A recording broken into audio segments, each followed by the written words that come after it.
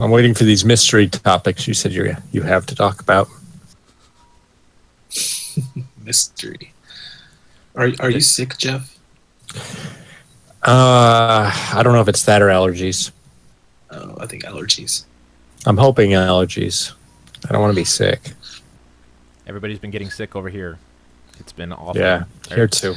Oh yes, springtime in Texas. Getting their turns with the colds. It's never easy. Never easy.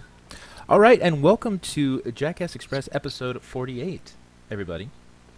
We are here doing our first little miniature YouTube live stream. We're very excited that you are here to join us.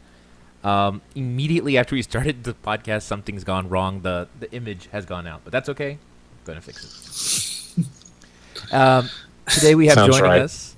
Today we have joining us right up early in the morning, Mr. Jeffrey Mickelson. Good morning. And also joining us, Mr. Jonathan Chase. Hello. Now, there were supposed to be more of us, but apparently only a few of us can actually arrive at the designated start time. So thank you, gentlemen, for that. That's really good. I thought the designated start time was 30 minutes ago. Yeah, 30 minutes ago. Yeah, we were ready 30 minutes ago. Oh, there you go. There you go.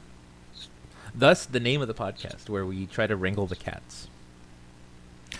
But one of the things I kind of wanted to ask right at the beginning of it, because, or not ask, but I kind of wanted to say this. Jeff, is it okay if I announce this thing that's going on with you? Sure. I just want to say congratulations. May as well tell the world.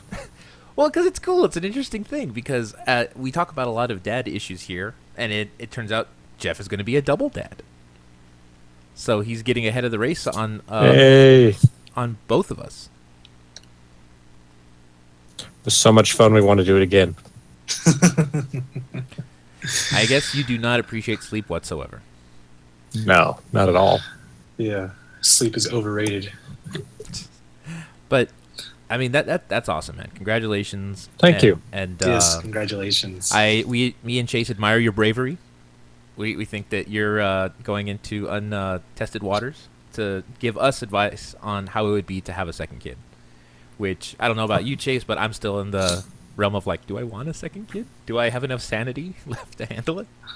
No, actually, we do kind of want to try for a second one. I admire your bravery as well. Then may as well get started. Yeah, the timing. You're not getting any younger.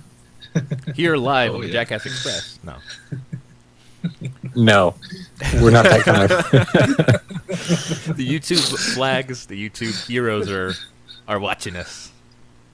We're watching you, Jackass Express. Do you guys know what the YouTube heroes are? No. It's a program. I'm not sure if it's still active, and Lord, I hope it's not. That basically you can sign up for this one site or something like that through YouTube, and basically your job is to watch YouTube videos and find questionable content on the internet and go around flagging them. Interesting. Do they have that for the children's version of YouTube? I would imagine that's probably where it came from. That's probably where it spawns from, is these angry parents who want to be able to go and find all these videos that they don't like, and it's so ridiculous. We've come across the video where the whale at SeaWorld kills the trainer a couple times on my daughter's YouTube channels. Ooh. Jeez. And lately she's found a bunch where it'll be a kid's video, and then at the end it's some fire and brimstone person telling kids they're all going to go to hell if they do certain things. Okay, Jeez. yeah. That's not okay. It's like, let's sing along to the hot dog dance. And then all of a sudden, send me your parents' credit card information. Basically. Why do people do that? That's awful. I mean, because there's really no monetary gain in doing something like that. It's just... But, you know, they already had a flagging system. That's the thing. If there was a video that was questionable or not okay, you could flag it as questionable content. Someone would review it. And then if deemed, wrong, they could take it down. But by transferring that power over into the hands of anybody, Vigilantes. the vigilantes out there, then they can go and they can basically take down a channel just because they deem something questionable, and there may not be anything questionable. They just want to mess with somebody. And what's worse about that is that people who are trying to make a living on YouTube lose the monetization revenue during that time. They don't get it back if the video was okay after all. It's like, no, you lose the revenue from that time. You sound bitter, like you've had this experience. What did you Yeah. post that was questionable? Well, Yeah. I mean, you know. No, but it's because I know a lot of people who have had that exact same problem. And it's very frustrating because that's kind of like what we're trying to do. And we're very fortunate that we're not dependent on it 100%. We got a lot of stuff. But I can see where it could become a problem where, like, for instance, you guys know how long it takes to record a podcast. I mean, it's a whole issue of first getting everybody together and then Waiting for everyone to show up. And at the very least, the most modest thing to say is it's a lot of work, right? And imagine spending like 3 hours and then, oh yeah, okay, your podcast is up, but it was deemed questionable, so now it's this person's, it's this other weird group that claimed its monetization, and then you dispute it, and you're like, okay, well, it's been, what's going on? It's taking forever to get this settled. Am I going to get that money back? And they're like, no. And for the bigger name people, that's when they make their most revenue, is at the beginning when it's a brand new video. Mhm. So we're kind of out of luck. We'd be out of luck. So I feel for them. The good thing is I don't think we're going to have to worry about the massive amount of viewer problems. I think we're going to be okay. Should be. Until Chase starts trying for his second kid And now live on the podcast. we just hear a bunch of Barry White in the background. Barry White. You all sound insulted that I said Barry White. Is that not the music of choice? It's just, I think it's kind of overplayed, right? I don't want to know what the music of choice is. I've always found it weird. Go on. No, I was just saying, like, that seems to be like the ubiquitous go-to for everybody when they think of like get down music.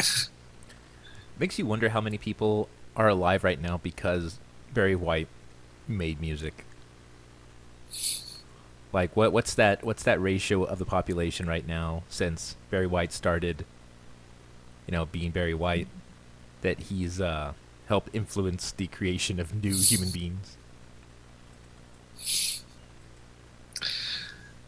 I bet you I'm it's not fairly sure. Sorry. It's very. These questions keep me up at night, Jeff. These are the questions. I know they do. Yeah. Also, I don't know if you guys saw this, but I made a ribeye the other day. Yes, I saw that. I thought What was left of it? I thought I did pretty well. No, yeah. I mean, I know you're told to wait, like, what, 6 minutes per side, but Mhm. it's also good to kind of keep an eye on it as well.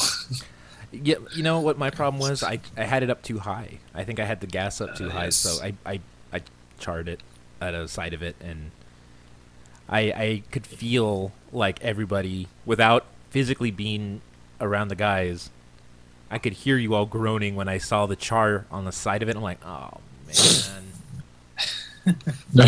It's like, why does this stuff happen? And I tried really hard too, because I saw this video that said if you want those really nice grill marks on your ribeye, you just turn it at a 45-degree angle, and then Mhm. you'll have those nice grill marks. I'm like, I'm gonna do that. I'm gonna impress everybody. And then I opened it so I could turn it over, and I just see black on one point of it. And I'm like, got it. That already started. Yeah, because, like, I guess you're doing like a set it and forget it kind of thing. Yeah, I'm a very methodical person. I have to follow instructions. I can't, like, make it up as I go along. Would you consider yourself to be a more, like, to taste type cook, Chase? Say what? Are you more of like a to taste type cook, like where you can actually monitor it as you go? Yeah, that's how I learned. That's very impressive. Sax hates that because he's been trying to get like my recipes for a long time, but it's like, I don't know. I don't know these measurements. I just know by the look, and then when I taste it, it's like, oh, okay, I know it needs more of this, more of that. Mhm. He's always saying like, just get a fucking measuring glass and just put that shit in there. I'm like, That's a very good impression. Yeah, I thought he was in the cast for a second. I had to go check the chat. It's like, Sax, is that you? I was like, You're you're in just making spirit. more work for me. See, I wonder if maybe that's the reason why it's hard for people, both chefs and non-chefs. And I call them chefs because they have that taste. They know what it looks like, what it's supposed to look like, more or less. And people who are more methodical, who have no idea how to cook, to actually, reach the pinnacle of their success, because you have the organized and the, I don't want to say disorganized, but the inability to quantify what it is you're doing, and then you can't have that consensus of like, okay, this is how much it's supposed to be. Because April's mother's aunt, I think I got that right. She's like that too. She makes this amazing potato salad. It's really good. And you think, well, what is there to potato salad? You just throw in a bunch of mustard and good luck, right? But she actually does it in such a way that that it's amazing. And April's mom has asked her for the recipe on how to do it, and she goes, "Oh, you just have to when you make the sauce, you put in these ingredients, and then when it makes you go, ooh, like you kind of like are repulsed by it, I guess." She goes, "Then it's ready." And I'm like, "What? What does that even mean?" So several times she's had to make it with her to try to make it that way. Yeah. When it comes to that, then yes, you have to kind of like just watch and see it. Like when it came with cooking with my mom, a lot of times I just told her, just let me do it, and then you tell me what to do. So that way it's like very hands on. So if I have like a piece of chicken, I'm trying to season it, she'll tell me, okay, that's enough pepper or that's enough salt or whatever, and then I just remember that. I'm like, oh yeah, so it's about this much, and then I know that it'll be okay first time around. And that's what's really cool about, having someone who's such a good chef as a parent or someone. Like, Johnny really took advantage of the fact that my dad loves to cook. So he would do what you're saying. Just stay in the kitchen, watch him, eyeball him, and say, that's probably not right. Or, hey, that's a good idea. Or, that was a good idea up until you did that. So they kind of get that natural cooking sense, like you're saying. Me, I was like, I'm not interested with that stuff. I'm gonna go watch more anime, you know. And then when I realized, oh crap, I'm an adult. I have to actually feed this younger version of myself food. I should probably learn what the hell I'm doing. I run back, Dad, what do I do? He's like, I don't know, ask Johnny. And Johnny's like, no, you had your chance. And Jeff, you said that you're also I guess you're more of a, like me, right? You're a methodical cook where you have to have like a idea in detail what you're doing. Oh yeah, I can microwave a mean taquito. Oh yeah. Oh yeah. See, and that's. Do you have problems like making stuff too? Like, but you're better. Like you do a lot of grilling, Yeah. right? Not a lot, but some. See, I that's where I'm trying to get to. It's like, okay, most guys aren't really great at cooking, but they're decent at grilling. So if I can at least make a burger without destroying myself, then I've succeeded as a guy. I feel like that's the requisite. You just got to reach that one point, and then you can finally say, okay, I'm officially a dad.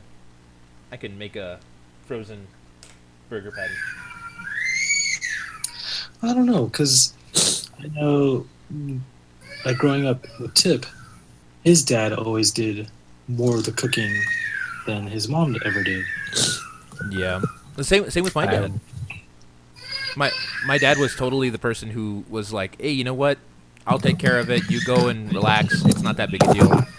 I'll handle the cooking. You just do the dishes, basically. And my mom was like, heck yeah, because to her it was like, okay, that's a little bit easier. But I always thought it's kind of have to do both. Yeah. Are you right now doing most of the cooking, or is Lily? No, I usually do most of the cooking. Wow. Yeah. I hate to say that April probably does 90% of the cooking because but not out of like I don't want to try, but because I guess she doesn't prefer my cooking. But that's why now that I've gotten good at making chicken and I got good at making burgers and hot dogs, which I dropped a bloody hot dog when I was trying to make it. She, but I didn't. Well, I we saw your didn't give her the. What's up? I know. I saw your hand even shaking when you're holding the tongs. Man, that thing was difficult to hold. And I had this whole speech lined up about how this isn't a normal hot dog. This is one of those hipster fancy hot dogs, a turkey dog. And then right as I'm saying that, boom. And I'm thinking, okay, maybe that's the universe's way of saying don't make fun of the hipsters. They feelings too.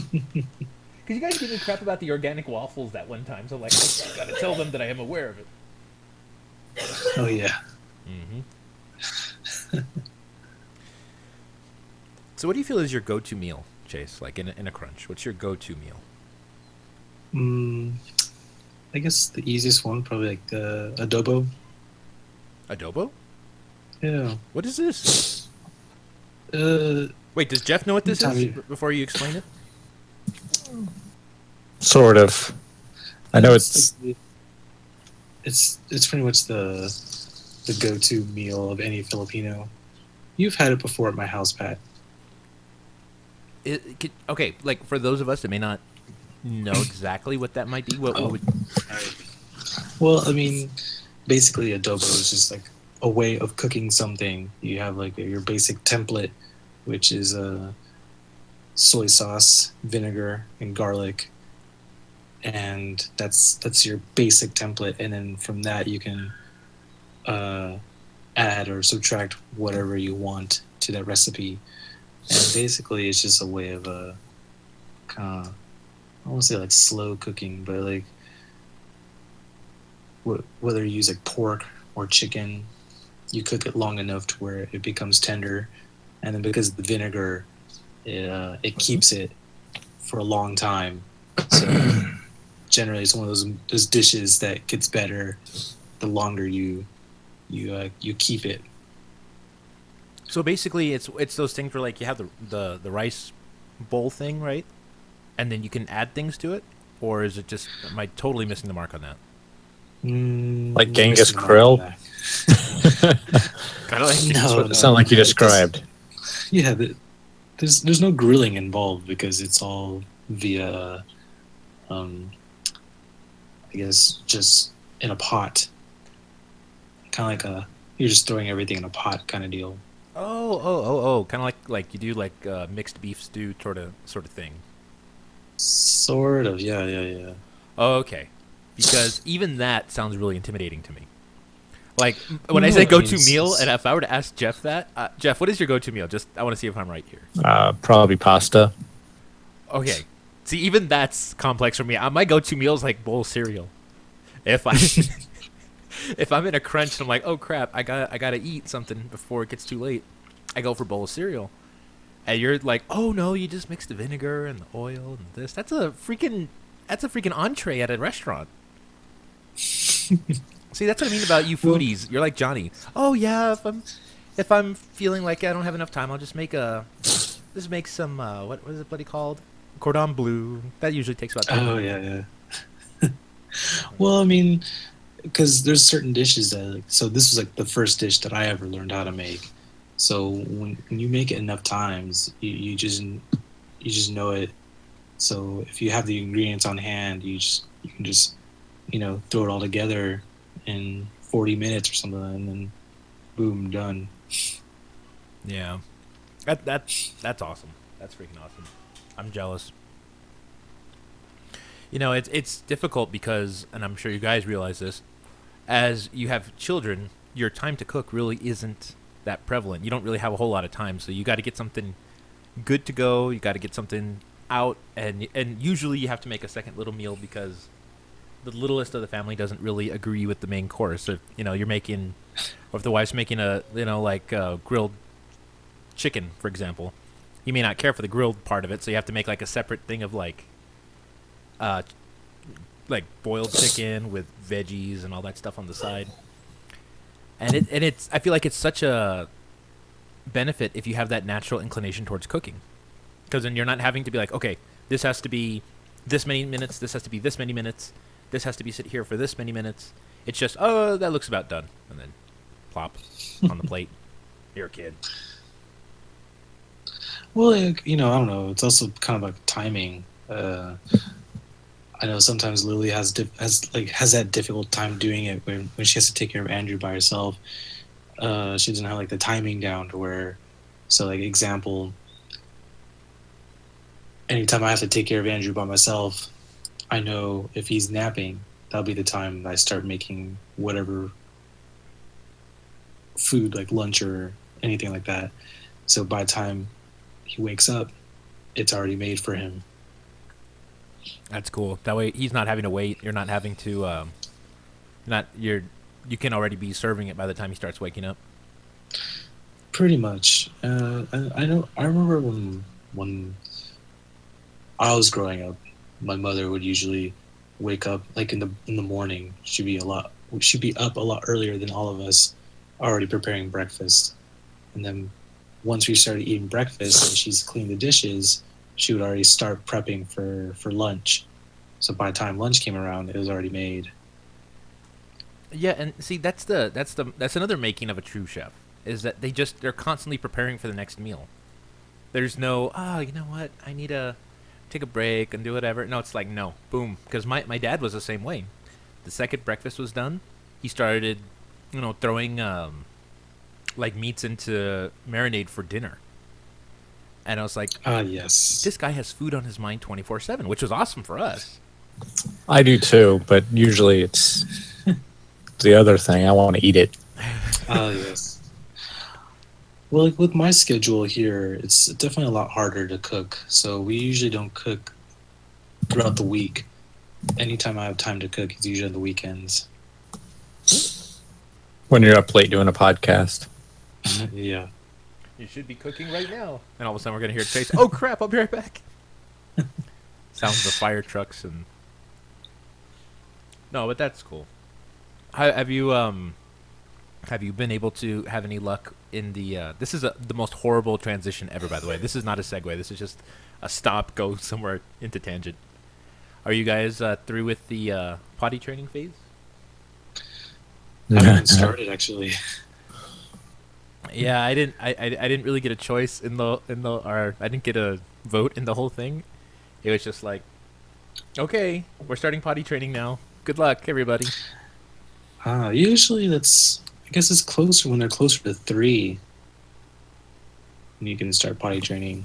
Well, I had no idea about how it worked out, but my wife had read this one book, but it's all like how to train your kid to potty train in 2 days, and he's getting it. He's getting it so far. He can pee in the toilet, and he mostly poops in the toilet.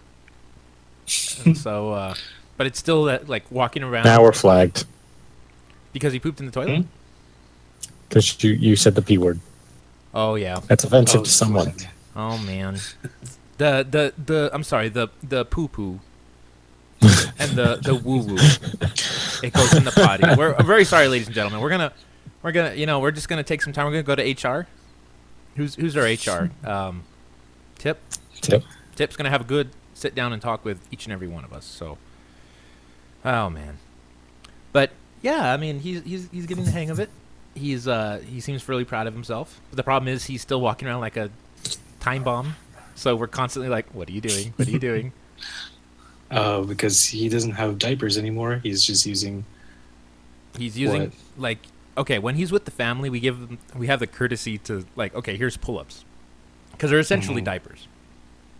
But when he's with us, we transitioned him to Paw Patrol underwear, so he's wearing those, and we're like, don't get the puppies wet. I forget their names. Jeff probably knows the names, and don't get them wet. Don't mess them up. And he seems to understand that. So whenever he has to go, he kind of gives us that little sign of like, oh crap, help, and then we'll run him over and let him go to the restroom.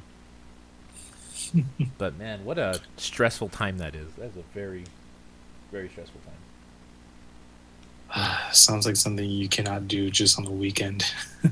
No, as a matter of fact, April spent the better part of her spring break doing that, and I thought she was insane. Because I was like, if I had, 5 days off from work, I would not be doing. I mean, I wouldn't have the responsibility in me to do that, and that's probably the right time to do things, and that's the adult thing to do. That's the responsible parent thing to do. I'd be like, nah, he's fine for this week. We'll wait till summer, and then summer will get here, and I still wouldn't do it. And it wouldn't be until it's like he's 6 years old. I should probably get him potty trained. He's in grade school. Yeah. He's going to college now. Can't be wearing those Depends forever. Sorry. Oh man, but you got and okay, so Chase hasn't started yet, but Jeff, you said that you're in the midst of that, or No, we tried and we gave up. We're gonna try again eventually. I do not blame you for that, man. I all the credit 100% goes to April. I did nothing. I want to make that very clear. I just did what April told me to do. If he does this, do this. If he does that, do this. But I do not blame you at all, sir. And oh my God, it's so frustrating. Well, that's cool. Yeah, because I know. I don't know. I guess I'm just kind of waiting for Lily to fully recover from her That's right. Holy crap. appendectomy or whatever, and then Near death experience. yes, once that's over with, then I think we can commit our resources towards potty training this guy. How is she doing, by the way? Is she recovering all right? Yeah, she seems to be doing okay. We just got the staples removed the other day. Holy crap. Mm-hmm. Staples. Was it a swing line stapler? Yes. Okay. Because I did it myself. It's like I didn't need their fancy I know, $1,000 stapler. I'll just bring one from home. Yeah, luckily I have this trusty pocket knife. I can do this myself, honey. Hold on. That's cool. But I got my appendix out when I was a kid. It's no joke, man. But I think you recover faster as a kid. So I don't know. Yes, kids tend to be a lot more resilient. Than to be able to handle that sort of trauma easier. Sure. Oh man. Well, that's cool. I mean, I don't. What is she doing right now? Is she resting, or I'm assuming she's asleep, right? Well, we were watching some Netflix, and then I came on to do this. Oh, I see. Okay, so basically we ruined date night, Jeff. I have to apologize for that. Very sorry. I'm not. It's like I don't care if Pat's making me be here. I don't care. You have to be here. But yeah, I mean those surgeries are no joke. April had gallstones when we first got married. Like right after we got married, I've told the story a million times. I'm not going to tell it again, but it's difficult because you're like, what's wrong with you?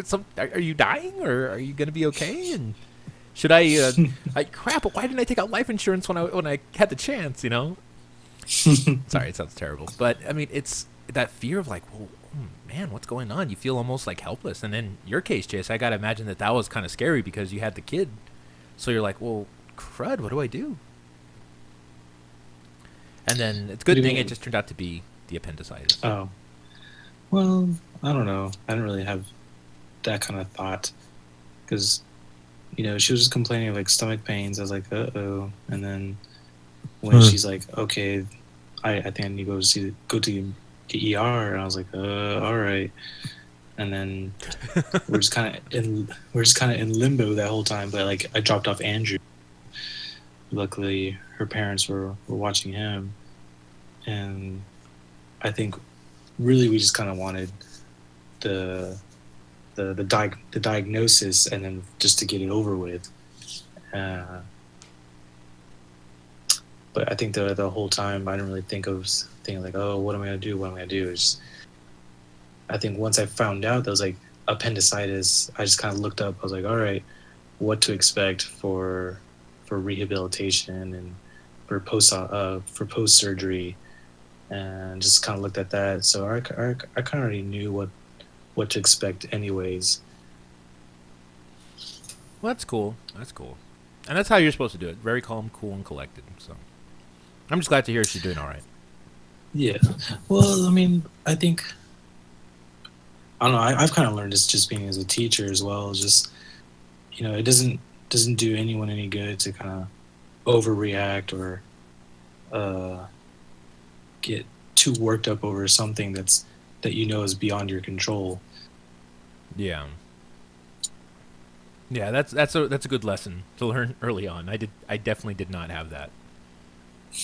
I was just like, what's wrong with him? Did he drink too much coffee? I was like, no, I think he's just a wuss, doctor. It's okay, he's fine. So, well, that's probably true.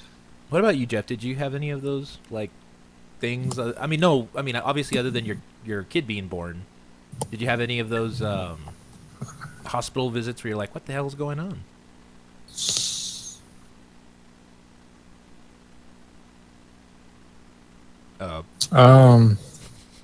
Trying to remember. Oh, no worries. No worries. I think for me, well, Jeff is kind of thinking. The hardest thing for me was that, I guess, kind of the language barrier, because I'm in the hospital, and not very many people there speak any English. So, in that sense, I'm like really in limbo because most of the time I don't know what the hell is going on. And But- I know that, well, there's not much I can do about it, so I just kind of break out a book and just kind of start reading. And then even when the doctor started talking to me, he was like, "You speak Chinese?" I was like, "Yeah, I can, but I would prefer you talk to me in English. That way I know 100% of what you're talking about."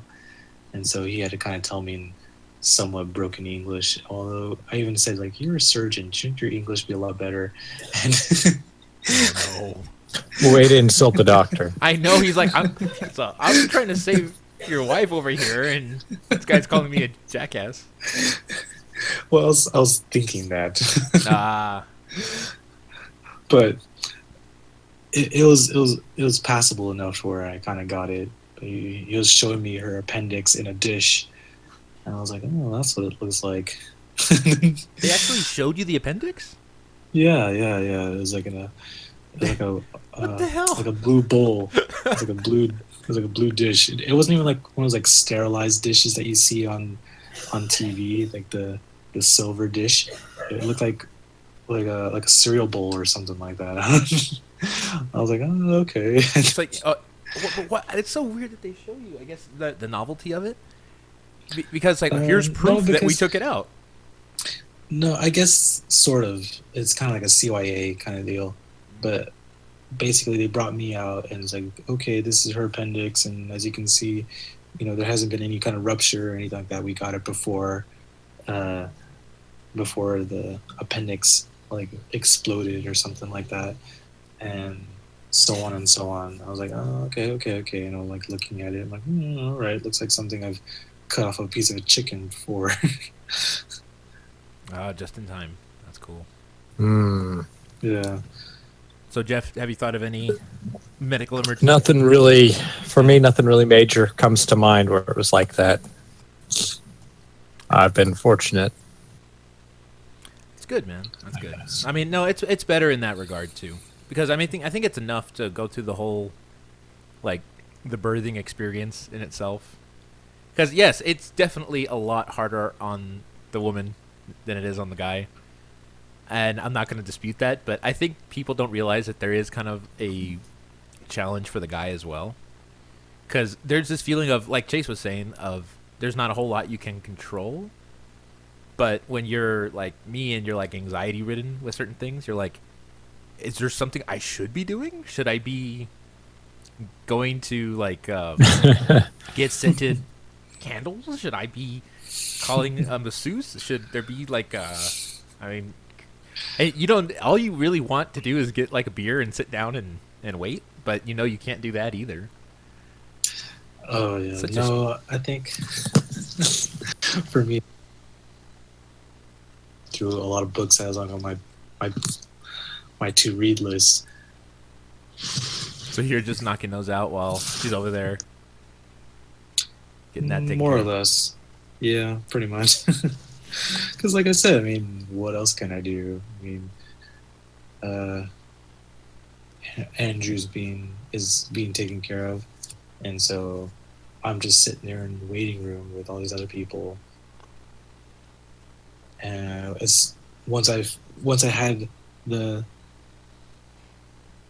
the know with all what to do when she comes out of her surgery. I was like, okay, I know I need to do this and do this, and once she's in recovery, I've got to do this with Andrew, and blah blah blah blah blah. And I'm like, okay, done.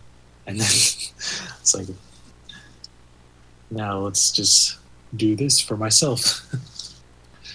Oh man, yeah, I think not many people realize that. It's just like you want to be able to have an idea of what it is you're supposed to do, just so you can get it done, and then pay attention to the missus.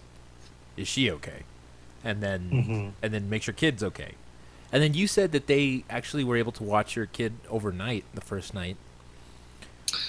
Yeah, the first couple nights, which is amazing, because I mean they'll bring them into you for breastfeeding, and then they take them, and then there you go, saying another word we can't say. Oh my goodness!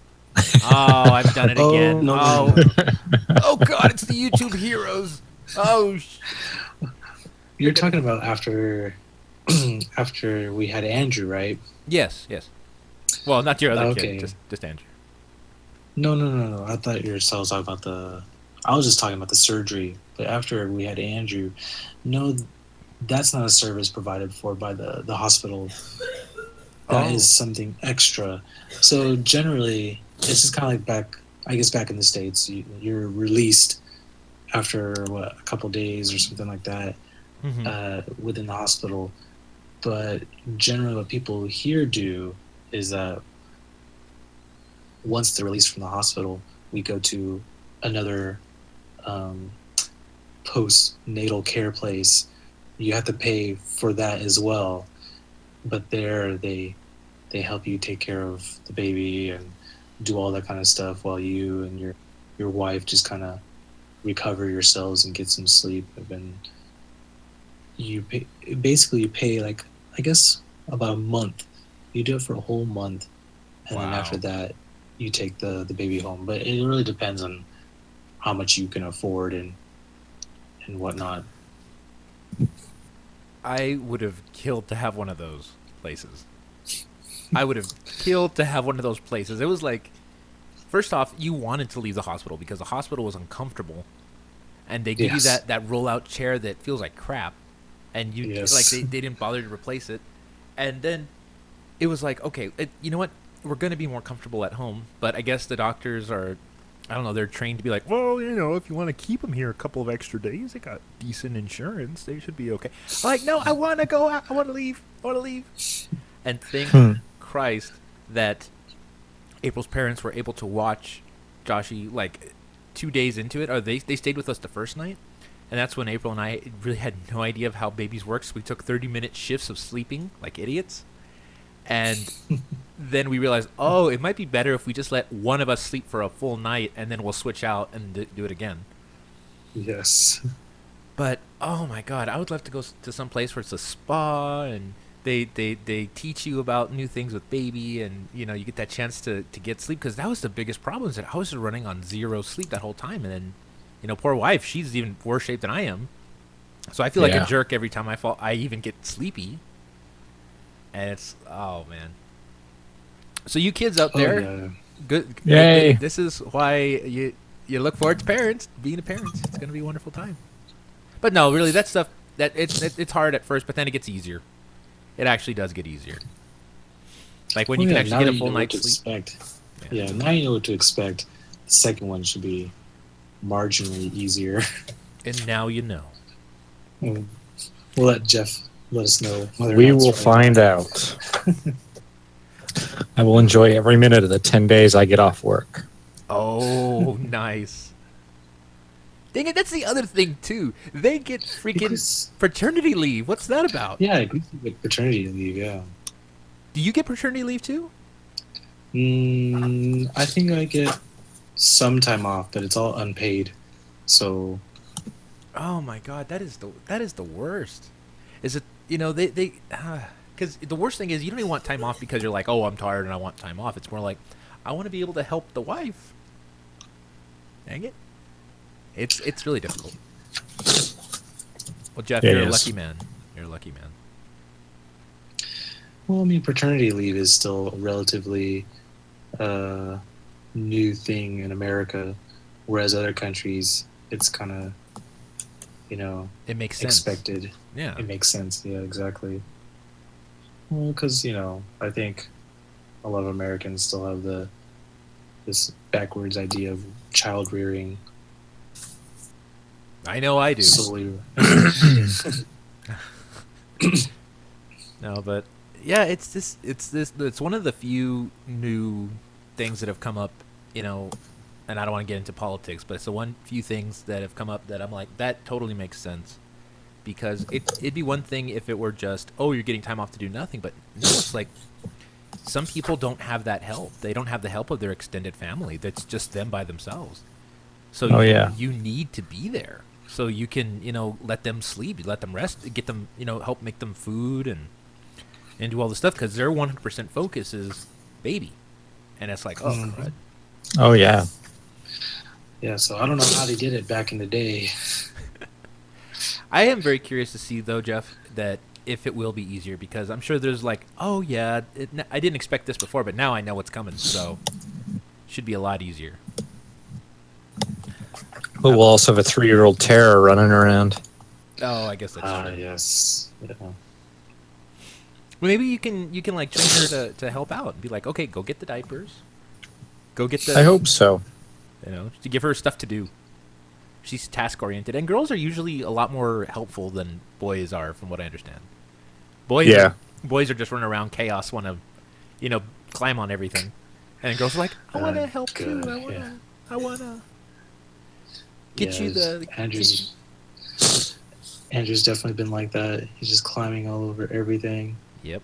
He even fell off his little jungle gym today. Did a flip over a bar, and I was like, God damn it! I told you. Stop Yeah, that I know how that is. Mm-hmm.